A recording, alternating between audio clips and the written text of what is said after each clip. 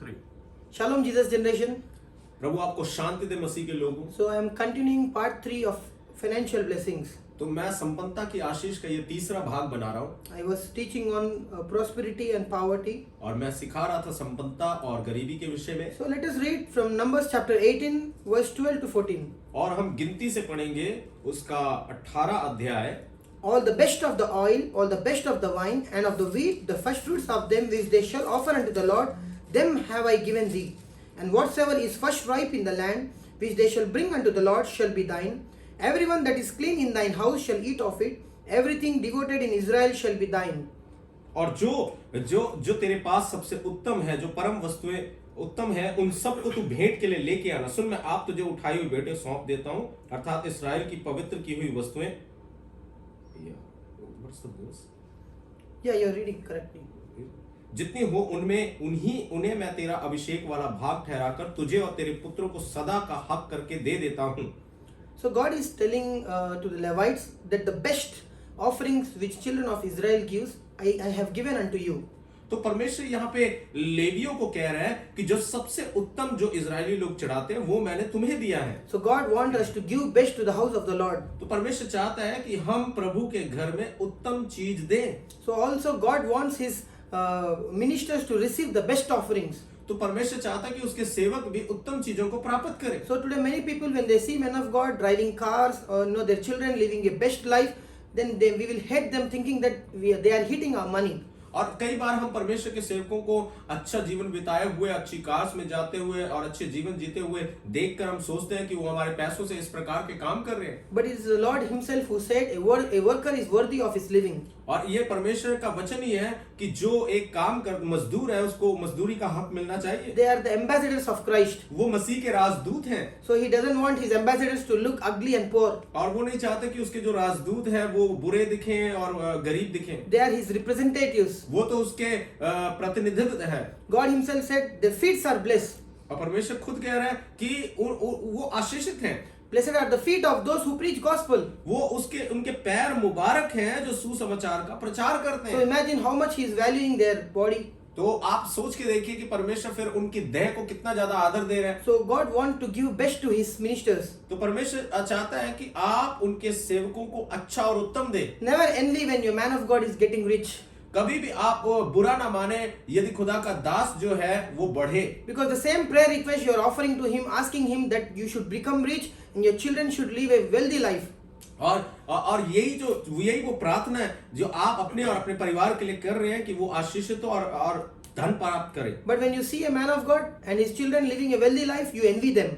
और जब आप परमेश्वर के दास को बढ़ता हुआ और उसके बच्चों को बढ़ता हुआ देखते हैं तो आप बुरा मान जाते And the हैं। same life you are expecting from God. और फिर उसी प्रकार का जीवन आप अपने लिए भी मांग रहे हैं। So you are not supposed to envy which you are desiring from God. तो आपको बुरा नहीं मानना अगर आप भी वही बरकत मांग रहे हैं जो किसी और को मिल गई है। You should feel happy that God is prospering him. तो आपको तो खुश होना चाहिए कि परमेश्वर उसको आशीष दे रहा है। Matthew chapter 3 verse 7 to 12.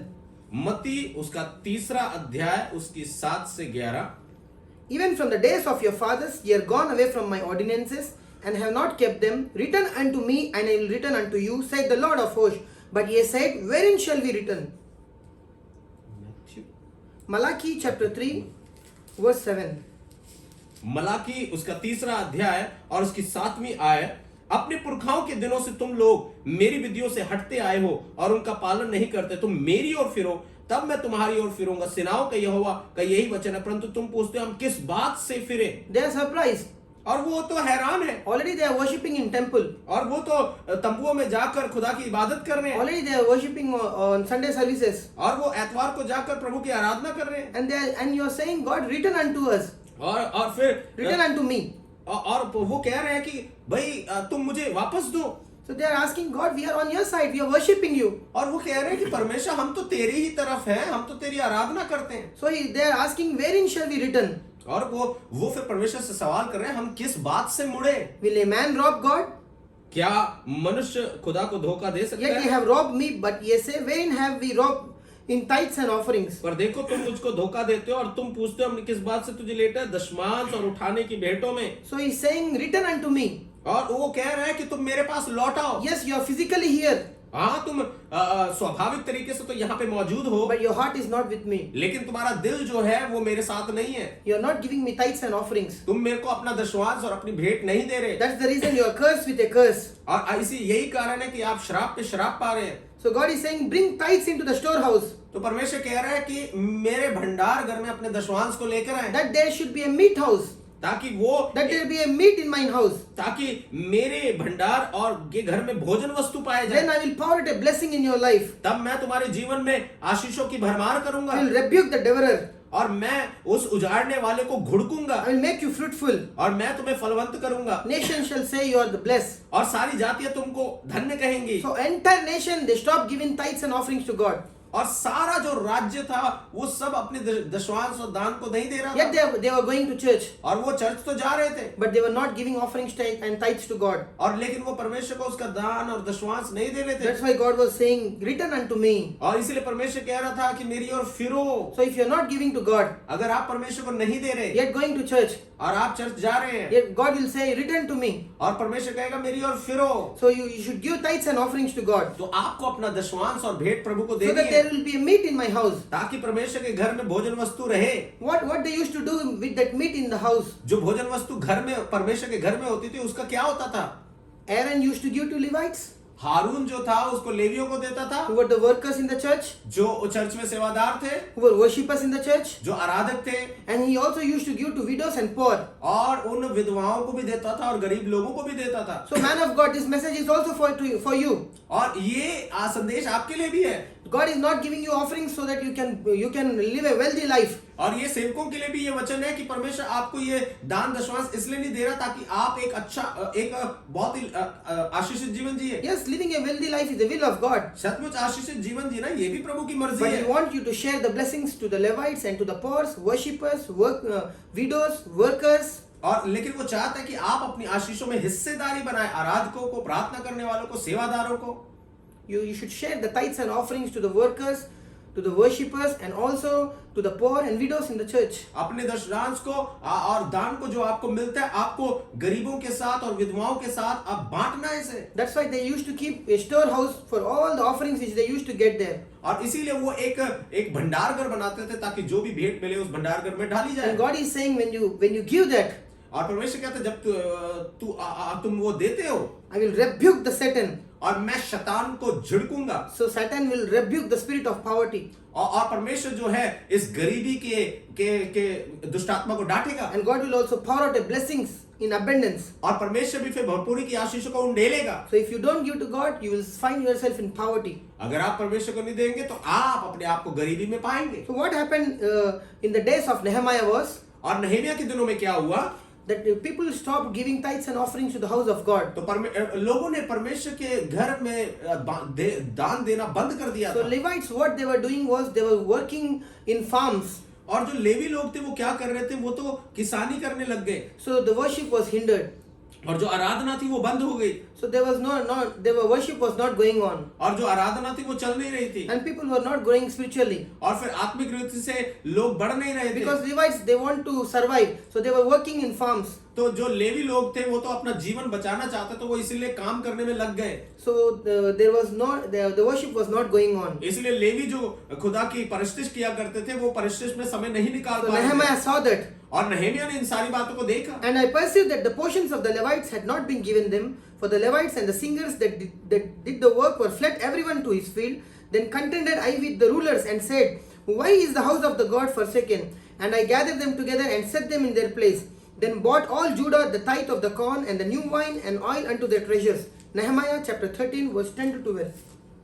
नहम्याह उसका 13वां अध्याय और उसकी 10 से 12 आयत तक।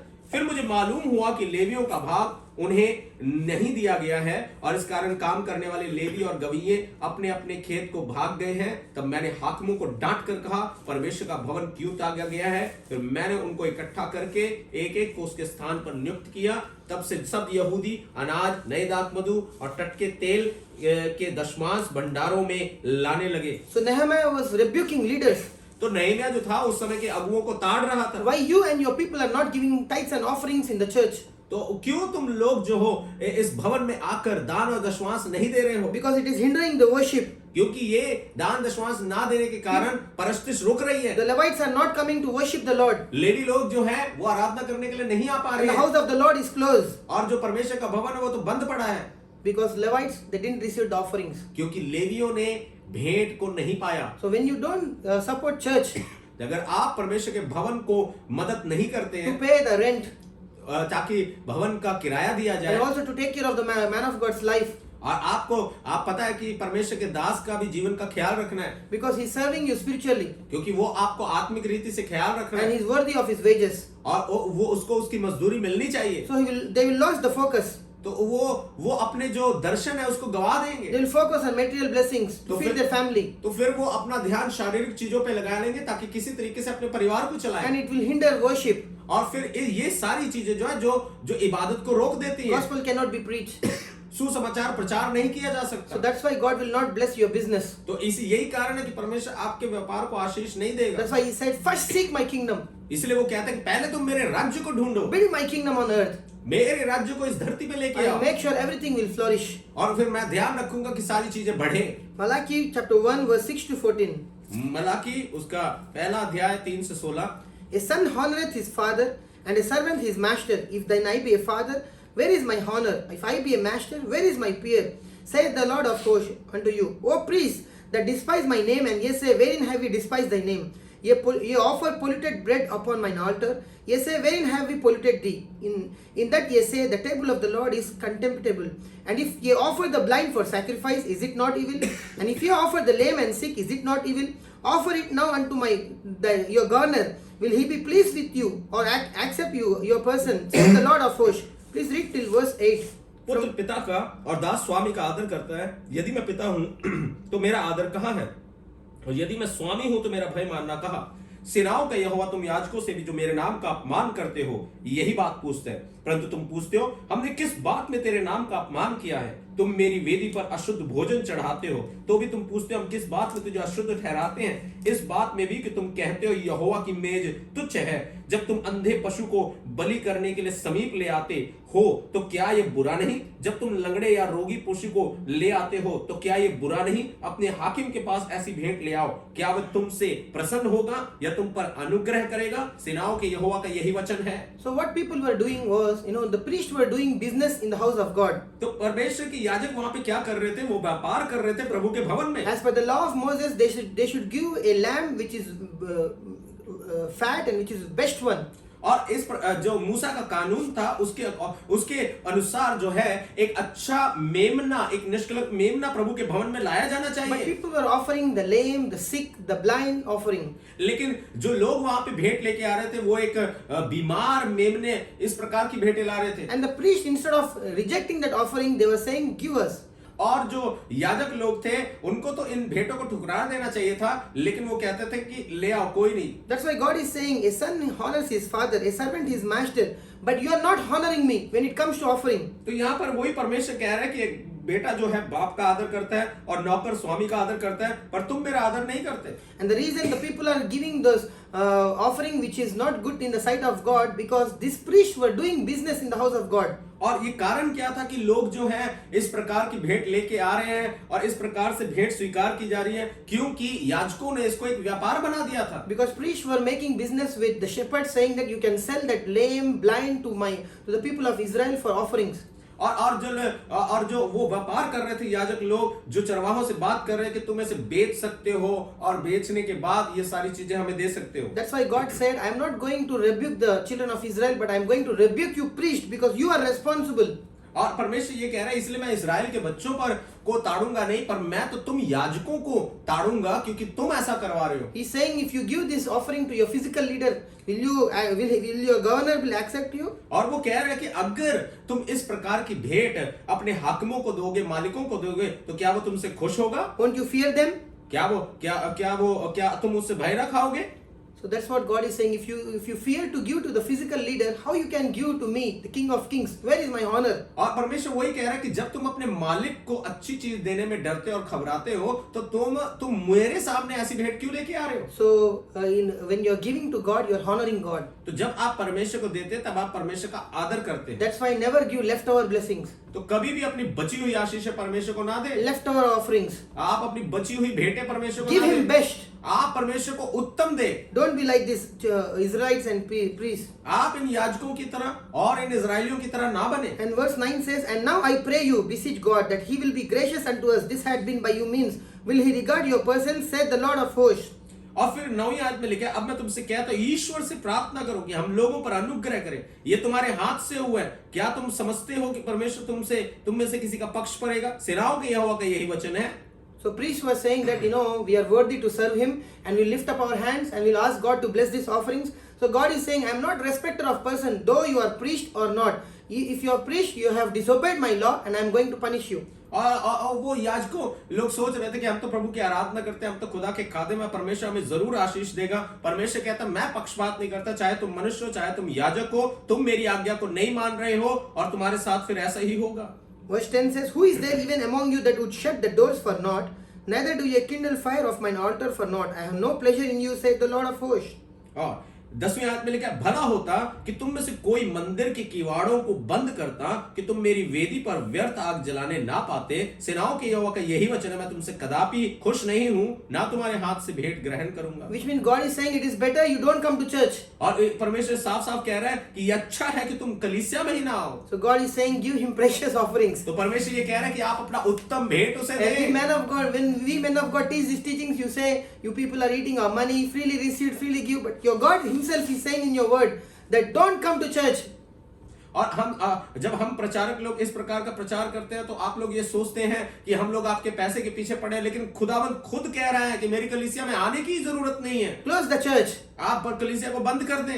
So that is what God the Father is saying. ये है जो परमेश्वर पिता ये कह रहा है। And He says, I will not accept your offering at all. और परमेश्वर साफ कह रहा है कि अब मैं तुम्हारी भेंटों को ग्रहण तक नहीं करूंगा। That's why we are not getting blessed financially. और यही कारण है कि हम धन के आशीषों को प्राप्त नहीं कर पा रहे। We'll crush the 10 rupees note and we'll give to God. और हम 10 रुपए को मोड़ के प्रभु के भवन में डालते हैं। And we'll eat 10,000 of rupees. और फिर हमें 10,000 की आशीष चाहिए। When we buy clothes, we don't mind. और जब हम कपड़े खरीदते हैं तो हमें किसी बात की चिंता नहीं। When we buy lands and when we buy car, we don't mind. हम जब कार लेते हैं, हम जब जमीनें लेते हैं तो हमें कोई चिंता नहीं When है। it comes to the house of God, you will give the note which is crushed, और जब खुदा के घर की बात आती है तब हम ऐसा नोट देते हैं जो बिल्कुल कुचड़ा मुचड़ा है, and that is 10 rupees. और वो भी 10 रुपए।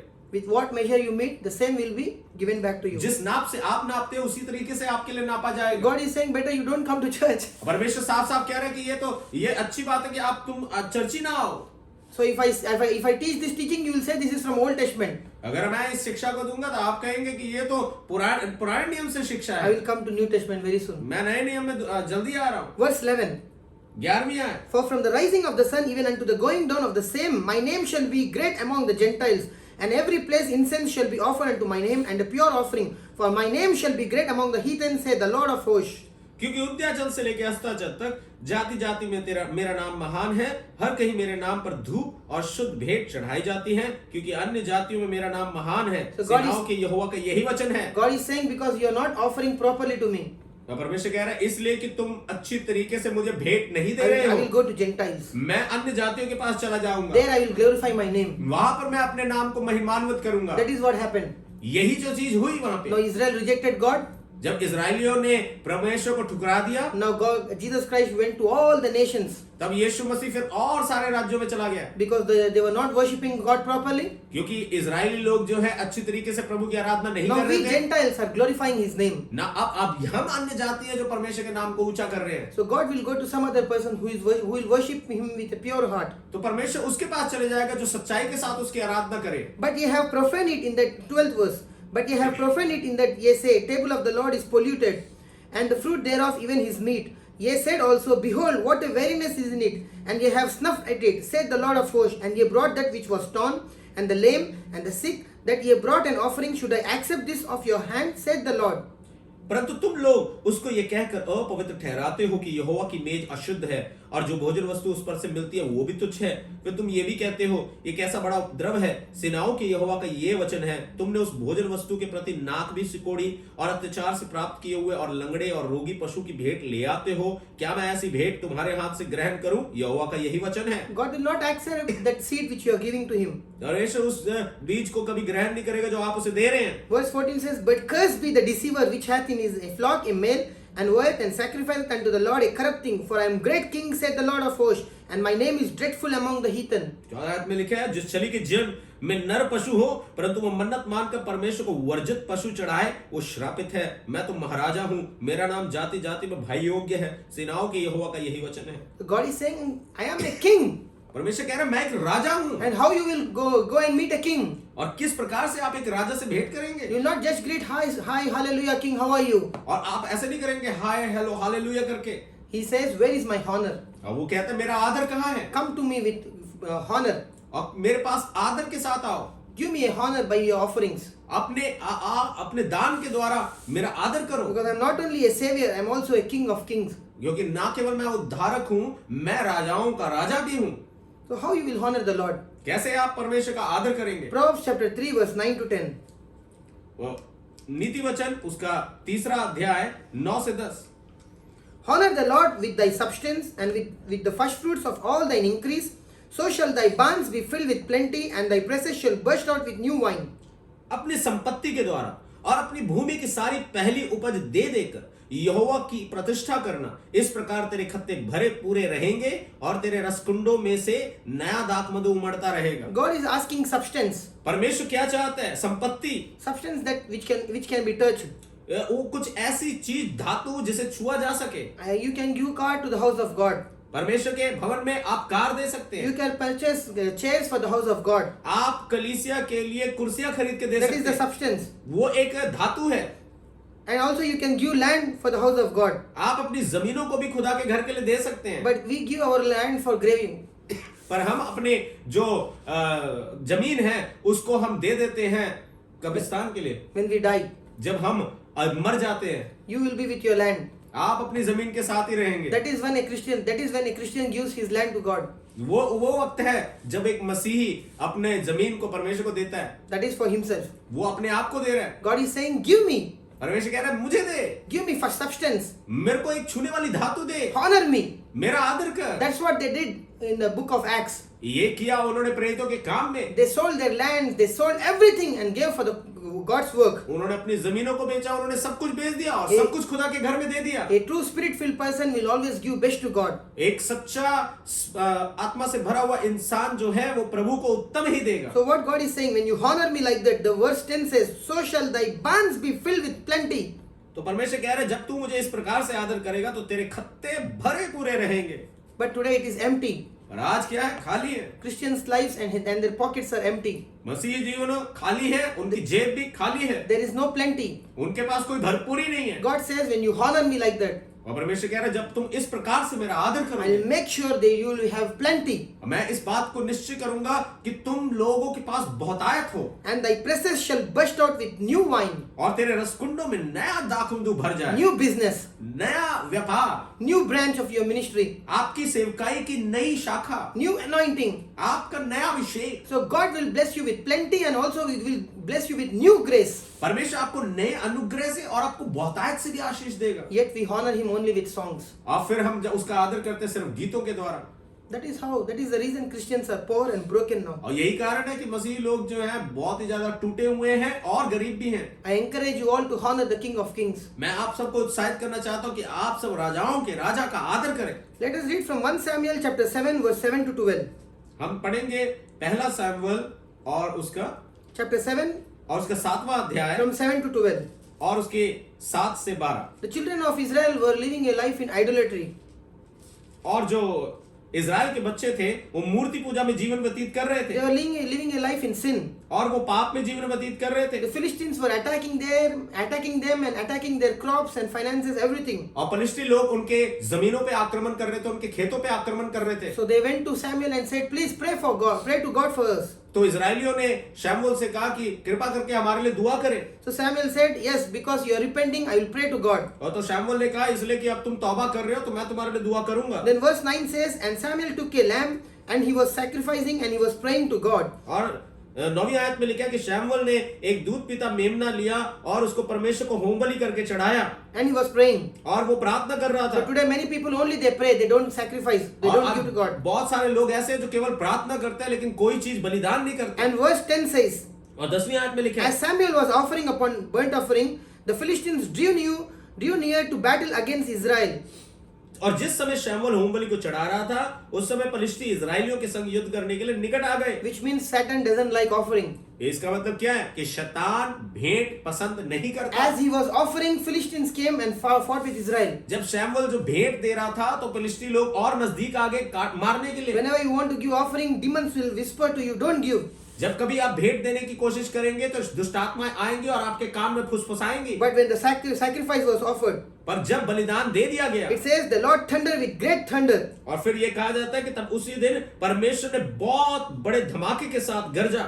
Only after sacrificing the offerings and praying, God interfered. जब एक बलिदान दिया गया और प्रार्थना की गई तब परमेश्वर ने अपने वहां पे हाथ दिखाया। I encourage you all, please give offerings to God and pray. मैं आप सबको उत्साहित करना चाहता हूं कि आप सब अपना दान दें और प्रार्थना करें। God will interfere. परमेश्वर जरूर आएगा। Giving is a principle. देना ये एक नियम है। It's a spiritual principle. When you obey, you will get blessed. ये एक आत्मिक कानून है, जब आप इसे करेंगे आप आशीषित होंगे। These are not my teachings. I am teaching from Word of God. ये मेरी अपनी शिक्षाएं नहीं है, ये वचन में से शिक्षाएं। 1 Samuel chapter 9 verse 6 to 8. पहला शमूएल 9वां अध्याय 6 से 8।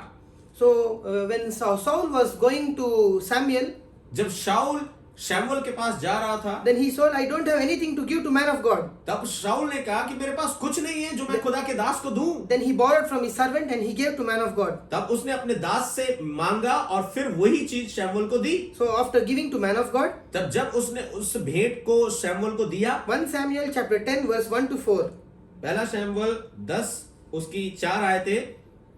Then he received anointing from man of God. तब उसने उस परमेश्वर के दास से अभिषेक को पाया। Then the prophecy was released upon Saul that he is going to become a king. फिर शाऊल के लिए एक भविष्यवाणी हुई कि वो एक राजा बनने वाला है। Then Samuel gave a prophecy that he is going to find his lost donkeys. और फिर शमूएल ने उसके लिए भविष्यवाणी की कि तेरे गुम हुए गधे मिल जाएंगे। Not only that, but as he goes on his way, verse 3 says, then shall thou go on forward from thence, and thou shalt come to the plain of Tabor, and you will see three kids and three men carrying 3 kids, carrying 3 loaves of bread, carrying a bottle of wine, and they will salute you and they will give you. और यहाँ पे तीसरी आयत में लिखा है, फिर वहां से आगे बढ़ के जब तू ताबोर के बांज वृक्ष के पास पहुंचेगा तब वहां 3 जन खुदा के पास बेतेल को जाते हुए तुझे मिलेंगे, जिनमें से एक तो बकरी के 3 बच्चे, दूसरा 3 रोटी और तीसरा एक कुप्पा दाख मधु लिए हुए होगा। वह तेरा कुशल पूछेंगे और तुझे 2 रोटी देंगे और तू उन्हें उनके हाथ से ले लेना। Never go to a man of God with empty hands. कभी भी आप खुदा के दास के पास खाली हाथ ना जाएं। If God is sending a man to a man of God, he will prepare that man. और अगर आप परमेश्वर किसी को भेज रहे हैं प्रभु के सेवक के पास तो वह पहले उसको तैयार करेगा। He will honor the anointing upon a man of God. वो उस अभिषेक का आदर करेगा जो उस अभिषेक के ऊपर है। So he honored by giving silver to man of God. यहाँ पे शाऊल ने क्या किया, उसने चांदी देकर खुदा के दास का आदर किया। He received anointing as a king. और उसने राजा बनने का अभिषेक पाया। Then he met the company of prophets. फिर उसने भविष्यवक्ताओं की एक संगति को पाई। Not only that, he got restored his lost donkeys. और यही नहीं पर उसे गुम हुए गधे भी वापस मिल गए। Then he met 3 people whom I call destiny helpers. और फिर उनको 3 जन और मिले जिसको मैं कहता हूँ भविष्य के मददगार। They gave him bread, और उन्होंने उसको रोटी दी wine, और उसको दाखमधु भी दिया and also lamb. और उसको मेमना भी दिया। Meeting a prophet and giving him and honoring him will activate these many blessings. जब आप एक नबी को मिलते हैं और आप उसको आशीषित करते हैं तो ये सारी आशीषें आपके जीवन में उतरती हैं। He will prophesy about your future. वो आपके भविष्य के लिए भविष्यवाणी करेगा। All that are lost, you will be restored. जो कुछ आपने खोया वो आपको वापस मिलेगा। And you will also meet different men of God. और फिर आप बहुतेरे दासों को भी मिलेंगे। because he met the company of prophets and Holy Spirit came upon him. क्योंकि शाऊल ने बहुत सारे संगतियों को देख पाया और पाखरू का बपतिस्मा भी पाया Then he also met the destiny helpers. और उसको सेवादार भी मिले। So Saul, when he honored a prophet, he got blessed spiritually and physically. तो शाऊल जब उसने परमेश्वर के दास का आदर किया, ना केवल आत्मिक रूप से आशीषित हुआ पर संसारिक रूप से भी आशीषित But हुआ। today they approach a man of God with all their prayer requests for 1 hour. और वो आज के दिनों में क्या होता है कि लोग खुदा के सेवक के पास आते हैं 1 घंटे की अपनी प्रार्थना के विषयों को लेके। When you honor a man of God, it activates gifts upon his life. जब आप खुदा के सेवक का आदर करते हैं तो ये उसके वरदानों को क्रियान्वित करता है। 1 Samuel chapter 30 verse 26. पहला शमूएल उसका 30 अध्याय Verse 26. और उसकी 26 आयत। And when David came to Ziklag, he sent of the spoil unto the elders of Judah, even to his friends, saying, Behold, a present for you of the spoil of the enemies of the Lord. Which chapter? 1 Samuel chapter 30 verse 26. Verse 26. सिकलग में पहुंचकर दाऊद ने यहूदी पुरनियों के पास जो उसके मित्र थे लूट के माल में से कुछ भेजा और ये संदेश भेजा, यहोवा के दुश्मनों से लूट में से तुम्हारे लिए ये भेंट है। So he was giving to the elders. और यहाँ पर दाऊद क्या कर रहा है? ये बुजुर्गों को ये धन दे रहा है। Whatever finances, whatever blessings he received, he was sharing to the elders of Judah. जो कुछ आशीष उसे मिली, जो कुछ दातें उसे मिली, वो सब उनको बांट रहा है यहूदियों के साथ। So who are these elders? और ये बुजुर्ग कौन है? They are the elders who anointed him. ये वो बुजुर्ग हैं जिन्होंने दाऊद का अभिषेक किया। They are the Levites and spiritual leaders. ये लेवी हैं और ये आत्मिक अगुए हैं। 1 Chronicles chapter 11 verse 3. पहला इतिहास और उसका Chapter 11 verse 3. उसका 11वां अध्याय और उसकी 30 आयत। Therefore came all the elders of Israel to the king of Hebron, and David made a covenant with them in Hebron before the Lord, and they anointed David king over Israel according to the word of the Lord by Samuel. Chapter 3. Chapter 11 verse 3. Chapter 1 Chronicles chapter 11 verse 3. इसलिए अब सब Israeli पुरनिये Hebron में राजा के पास आए और दाऊद ने उनके साथ हेब्रोन में यहोवा के सामने वाचा बांधी और उन्होंने यहोवा के वचन के अनुसार जो उसने शमूएल से कहा था इजराइल का राजा होने के लिए दाऊद का अभिषेक किया। So David knows the principle of honoring a man of God. तो दाऊद जानता है कि खुदा के सेवक को आदर करने का क्या फल है। Everything he received, he first went to the house of God and he blessed the elders who anointed him. जो कुछ उसने पाया उसने सबसे पहले क्या किया? उसने उस भेंट में से सबसे पहले उन बुजुर्गों को भेंट दी। And he received the anointing from them. और फिर दाऊद ने उनके ऊपर से अभिषेक पाया। If you see chapter 11, it says he got anointed. और अगर आप 11वें अध्याय को पढ़ें तो आप देखेंगे कि वो फिर अभिषिक्त हो गया। And see verse 12 what happened when he honored a man of God and when he received anointing. और फिर देखें कि जब उसने आदर किया और जब उसे अभिषेक मिला तो 12वीं आयत में क्या होता है? Verse 1 and 2. उसके 1 और 2।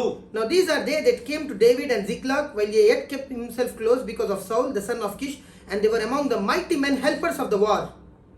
जब दाऊद सिकलग में कीश के पुत्र शाऊल के डर के मारे छिपा रहता था तब ये उसके पास वहां आए और ये उन वीरों में से थे जो युद्ध में उसके सहायक थे। So David received helpers. तो दाऊद को क्या मिले? दाऊद को सहायक मिले। So you will receive destiny helpers when you honor a man of God. आपको मंजिल पाने के लिए मददगार मिलेंगे जब आप खुदा का आदर करेंगे। He was giving to the elders and elders anointed him. और वो बुजुर्गों को दे रहा था और बुजुर्गों ने दाऊद को आशीष दी थी। So these are the spiritual elders. तो ये आत्मिक अगुए हैं। They are the ministers of God. ये खुदा के सेवक हैं। So they release anointing and the result was destiny helpers. ये अभिषेक को उंडेलते हैं और इसका फल क्या हुआ कि मददगार मिले। So his sowing attracted destiny helpers. और इसके जो बोना था दाऊद ने जो बोया था उसके बोने का नतीजा क्या हुआ कि उसको मंजिल पाने के लिए मददगार मिले। Verse 16 to 22. उसके 16 से 22 तक। And there came of the children of Benjamin and Judah to hold unto David, and David went out to meet them and answered and said unto them, If ye be come peaceably unto me, help me, mine heart shall be knit unto you. कई एक बेन्यामीनी और यहूदी भी दाऊद के पास गढ़ में आए, उनसे मिलने को दाऊद निकला और उनसे कहा यदि तुम मेरे पास मित्र भाव से मेरी सहायता करने को आए हो तब तो मेरी सुन तुमसे लगा रहे, तब मेरा मन तुमसे लगा रहेगा परंतु जो तुम मुझे धोखा देकर मेरे शत्रुओं के हाथ पकड़वाने आए हो, तो हमारे पितरों का परमेश्वर इस पर दृष्टि करके डांटे, क्योंकि मेरे हाथ से कोई उपद्रव नहीं हुआ। In verse 18 says, Then the Spirit came upon Amasai, who was the chief of the captains, and he said, Thine are we, David, and on thy side, thou son of Jesse, peace, peace be unto thee, and peace be to thine helpers, for thy God helpeth thee. Then David received them and made them captains of the band.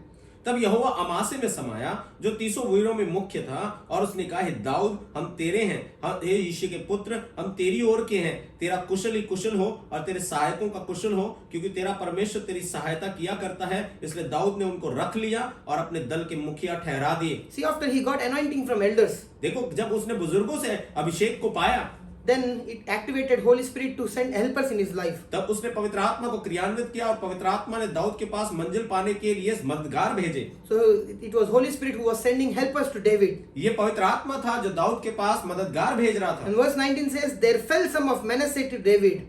और 19वीं आयत में लिखा है, फिर कुछ मनुष्य से भी उस समय दाऊद के पास भाग आए। It seems they fell. और ये ऐसा लगता है जैसे वो गिर गए, As if you are going in the wilderness and the fruits are falling from the trees. जैसे आप जंगल में जाते हैं और फिर देखते हैं कि फल गिर रहे हैं। So David is not striving for helpers. तो यहाँ पे दाऊद जो है मेहनत नहीं कर रहा मददगारों के लिए। They are just David is just encountering all the destiny helpers in his life. और दाऊद क्या देख रहे हैं? अपने जीवन में हर प्रकार के मददगार चारों And तरफ से। verse 21 says, And they helped David against the band of the rovers, for they were all mighty men of valor, were captains in the host. For at that time, day by day, there came to David to help him, until it was a great host like the host of God. 21 आयत से हम देखते हैं, इन्होंने लिटोरों के दल के विरुद्ध दाऊद की सहायता की, क्योंकि ये सब शूरवीर थे और सेना के प्रधान भी बन गए। वरन प्रतिदिन लोग दाऊद की सहायता करने को उसके पास आते रहे, यहाँ तक कि परमेश्वर की सेना के समान एक बड़ी सेना बन गई। That's what God taught us. Give and it shall be given. यही प्रभु ने हमें सिखाया, दिया करो तो तुम्हें भी दिया जाएगा। Men shall give you. और मनुष्य तुम्हें देंगे। When you give, जब आप देंगे, it activates men. ये पुरुषों को आकर्षित करती है। They will come to you and they will bless you and they will bless your ministry, they will bless your business. God will raise people from all the east, west, north and south to help you.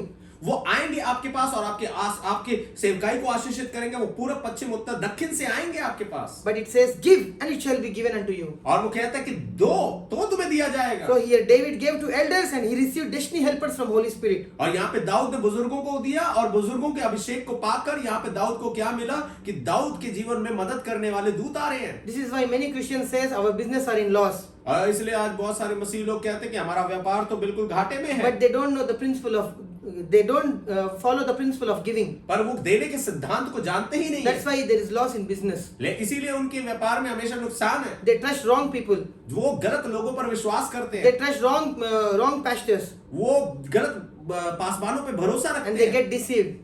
और वो धोखा खा जाते And हैं they lose their money. और फिर अपने पैसे को भी खो देते हैं। So give and it shall activate many destiny helpers. और आप दें और ये आपके लिए मददगारों को लेके आएगा। Let us read 1 Chronicles chapter 29 from verse 9 to 17. और हम पहला इतिहास उसका 29वां अध्याय भी पढ़ेंगे From verse 9 to 17. और उसकी 9वीं आयत से। David was giving everything gold, silver for the house of God. 1 Chronicles chapter 29 verse 9 to 17. Yes, yes. So 9 to 17, 1 Chronicles chapter 29. So David was giving everything he had for the house of the Lord. तो दाऊद वो सब कुछ जो उसके पास था वो खुदा के घर के लिए दे रहा था। And when people saw that their leader is giving, so they were also giving generously with a willing and cheerful heart. जब लोगों ने देखा कि हमारा राजा ये काम कर रहा है, तो लोगों ने भी बहुतायत के साथ खुले दिल के साथ वहां पे देना शुरू And किया। David was very happy that his people are following what he is doing. और दाऊद बड़ा खुश हुआ कि उसके लोग भी वही काम कर रहे हैं जो वो करता है। They are sacrificing their wealth for the house of God. वो कुर्बानी दे रहे हैं अपने जमीनों की जायदादों की। So David was thanking God and thanking his people. तो दाऊद जो है अपने लोगों के लिए धन्यवाद कर रहा था और खुदा का धन्यवाद कर And रहा David also told, whatever we have, it belongs to you, God. It doesn't belong to us. We are giving what you have given to us. था। और दाऊद यही कह रहा था कि खुदा जो कुछ मेरे पास है वो तेरा ही है, जो कुछ हमारा है वो तुम्हारा ही है। He had a right attitude when it comes to giving. वो उसका एक सही आचरण था जब वो देने को आता था। Then verse 17 says, और 17 आयत में वो कहता है, I know also, my God, that thou triest the heart and hast pleasure in uprightness. As for me, in the uprightness of mine heart, I have willingly offered all these things, and now have seen with joy the people which are present here to offer willingly unto thee. हे मेरे परमेश्वर, मैं जानता हूं कि तू मन को जांचता है और सिधाई से प्रसन्न रहता है। मैंने तो ये सब कुछ मन की सिधाई और अपनी इच्छा से दिया है, और मैंने आनंद से देखा कि तेरी प्रजा के लोग जो यहाँ उपस्थित हैं वे अपनी इच्छा से तेरे लिए भेंट देते So हैं। opportunities for giving to God are test of the character of a believer, devotion to the Lord.